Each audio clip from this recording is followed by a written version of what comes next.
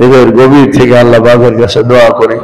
আল্লাহুম্মা আমিন। আল্লাহুম্মা সাল্লি আলা মুহাম্মদ ওয়া আলা আলি মুহাম্মদ কামা সাল্লাইতা আলা ইব্রাহিম ওয়া আলা আলি ইব্রাহিম ইন্নাকা হামিদুম মাজিদ। আল্লাহুম্মা বারিক আলা মুহাম্মদ ওয়া আলা আলি মুহাম্মদ কামা বারাকতা আলা ইব্রাহিম ওয়া আলা আলি ইব্রাহিম ইন্নাকা হামিদুম মাজিদ। ربنا ظلمنا أنفسنا وإن لم تغفر لنا وترحمنا لنكونن من الخاسرين. ربنا آتنا في الدنيا حسنة وفي الآخرة حسنة وقنا عذاب النار وقنا عذاب النار وقنا عذاب النار وقنا عذاب النار. رب اغفر لي ولوالدي وللمؤمنين يوم يقوم الحساب. اللهم حبب إلينا الإيمان وزينه في قلوبنا وكره إلينا الكفر والفسوق والعصيان والعصيان واجعلنا من الراشدين واجعلنا من الذين لا خوف عليهم ولا هم يحزنون واجعلنا من التوابين واجعلنا من المتطهرين. اے کریم আমরা আপনার গুনাহগার বান্দা, এশারের নামাজের পর আপনার কোরআনের মহব্বত আর ভালোবাসা বুকে নিয়ে এই বান্দাদেরকে নিয়ে আমি এতক্ষণ যাবত আল্লাহ আপনার জিকিরের মধ্যে লিপ্ত ছিলাম। আমরা আল্লাহ এখন আপনার মুবারক দরবারে হাত উঠাইছি। আল্লাহ মেহেরবানি করে আমাদের জিন্দেগির সমস্ত গুনাহকে মাফ করে দেন। আল্লাহ মেহেরবানি করে আমাদের জীবনের ছোট বড় কবিরা সগীরা শিরকি বেদাতি জানা অজানা ইচ্ছা অনিচ্ছা প্রকাশ্যে গোপনে যত গুনাহ করে ফেলেছি সব গুনার জন্য তওবা করতেছি। হাত উঠাইলাম আল্লাহ মাফ করে দেন।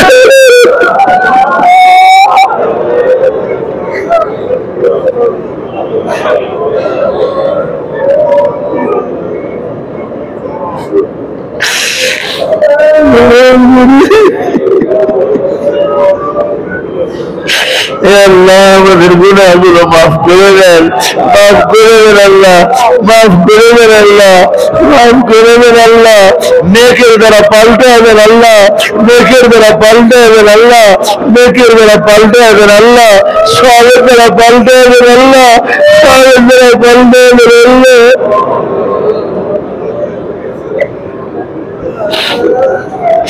আল্লাহ সারা জগতের মুসলমানদের গুনাহকে মাফ করে দেন, মুসলমানদের গুনাহকে মাফ করে দেন আল্লাহ। মুসলমানদের ভিতরে দ্বীনি বুঝ দান করেন, দ্বীনের মহব্বত দান করেন, ইসলামের মহব্বত দান করেন, কোরআনের মহব্বত দান করেন, কোরআন সুন্নাহর আশিক বানায় দেন, কোরআন সুন্নাহর আশিক বানায় দেন, কোরআন সুন্নাহর জন্য জান উৎসর্গকারী বানায় দেন, জান উৎসর্গকারী বানায় দেন, কোরআনী শাসন ব্যবস্থার জন্য কাজে লাগায় দেন, কোরআনী শাসন ব্যবস্থার জন্য কাজে লাগায় দেন।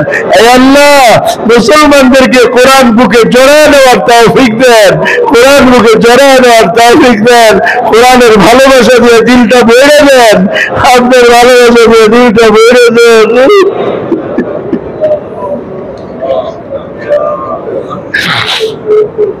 আল্লাহ আমরা সব কোরআন শরীফ থেকে অনেক দূরে, অনেক দূরে আল্লাহ, অনেক দূরে আমরা।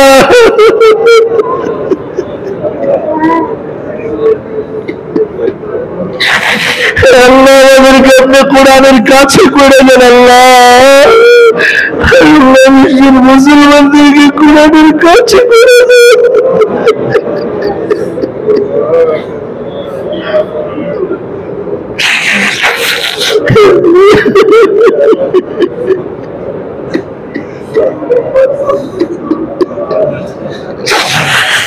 Allah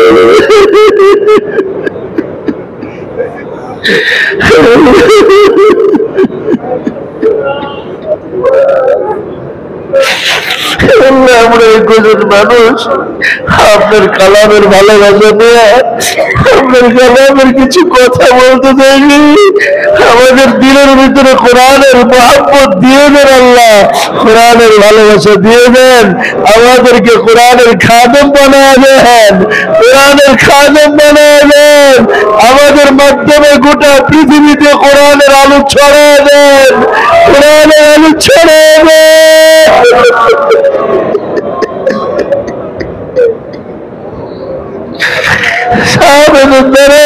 সারা পৃথিবীতে আপনি কোরআনের আলো ছড়া দিয়েছেন, আমাদেরকে আপনি কবুল করেন আল্লাহ।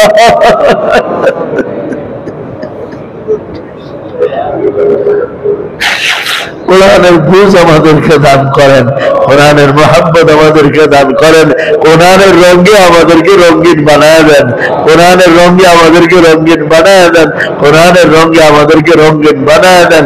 আল্লাহ মুসলমানকে কোরআন মাইনা নেওয়ার তৌফিক দেন, মুসলমানকে কোরআন মাইনা নেওয়ার তৌফিক দেন, মুসলমানদেরকে কোরআন মাইনা নেওয়ার তৌফিক দেন। আল্লাহ সমস্ত চাহিদার উপরে কোরআনের চাহিদাকে প্রাধান্য দেওয়ার তৌফিক দেন, সমস্ত দাবির উপরে কোরআনের দাবিকে প্রাধান্য দেওয়ার তৌফিক দেন, সমস্ত দাওয়াতের উপরে কোরআনের দাওয়াতকে কবুল করার তৌফিক দেন। আল্লাহ আপনি তৌফিক দিলেই হবে, আল্লাহ আপনি আমাদের তৌফিক দিয়ে দেন, আমাদের মনের গান্দিগি আমাদের মনের নাপাকিগুলো দূর করে দেন। আল্লাহ যে প্রতিবন্ধকতার কারণে আজ আমরা কোরআন বুঝি না, কোরআনের ভালোবাসা আমাদের দিলে ঢুকে না, ওই প্রতিবন্ধকতা আপনি দূর করে দেন। আমরা ওই খারাপি থেকে তওবা করতেছি, মাফ চাইতেছি, গুনাহ মাফ চাইতেছি, আল্লাহ আপনি মাফ করে দেন। আমরা জানি না কোথায় আটকে পড়ে গেছি, আল্লাহ আপনি মাফ করে দেন।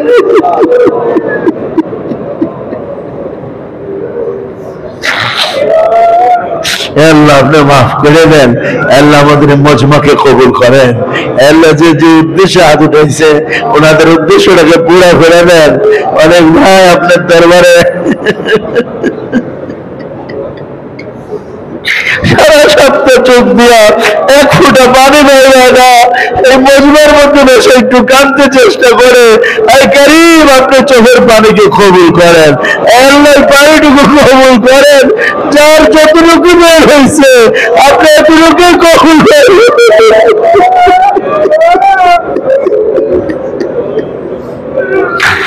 আল্লাহ চোখের পানি যদি নাও বের হয়, আপনার নবী তো বলছে তাবুকু ফাইল্লাম তাবুকু ফাতাবাকাউ, যদি কাঁদতে নাও পারো যারা কান্না করে তাদের মতো চেহারা পাকা করে রাখো।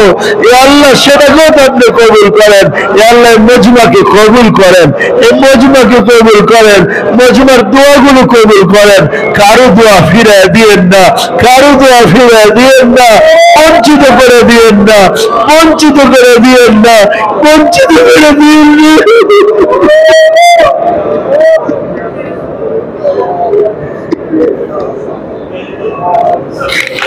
हर गरीब को देने तो तैयार है, जो ना मांगे उससे तू बेजार है, तू गनी और हमें बेनवा, कौन पूछेगा हमें तेरे सवाल, कौन पूछेगा हमें तेरे सवाल। আল্লাহ মেহেরবানি করে আমাদের দোয়াকে কবুল করেন, আমাদের গুনাহগুলোকে মাফ করে দেন, আমাদেরকে আপনার প্রিয় বান্দা হিসাবে কবুল করেন, আপনার নবীর প্রিয় উম্মত হিসাবে কবুল করেন, দ্বীনের কাজের জন্য কবুল করেন, মুশকিলাতকে আসান করে দেন, পেরেশানিকে দূর করে দেন, ঘর ও সমাজে দেশে শান্তি কায়েম করে দেন। হে আল্লাহ আমাদের প্রত্যেকের আত্মীয় স্বজন আদম থেকে এই পর্যন্ত যারাই কবরে শুয়ে আছে সমস্ত মুসলমানদেরকে মাফ করে দেন, যারা জাত বলদ করে দেন, আমাদের পীর মাশায়েখ, আমাদের উস্তাদ, আমাদের মুরব্বীরা যারা দুনিয়াতে চলে গেছে তাদেরকে আয় আল্লাহ মাফ করে দেন, আমাদেরকে, আমাদের মুসল্লি, আমাদের ছাত্র, আমাদের বন্ধু বান্ধব সবাইকে কবুল আর মঞ্জুর করেন। হে আল্লাহ আপনি আমাদের দোয়াকে কবুল করেন। রব্বানা তাকাব্বাল মিন্না সাল্লাল্লাহু আলা নবিয়িল কারীম বিরহমাতিকা ইয়া আরহামার রাহিমিন।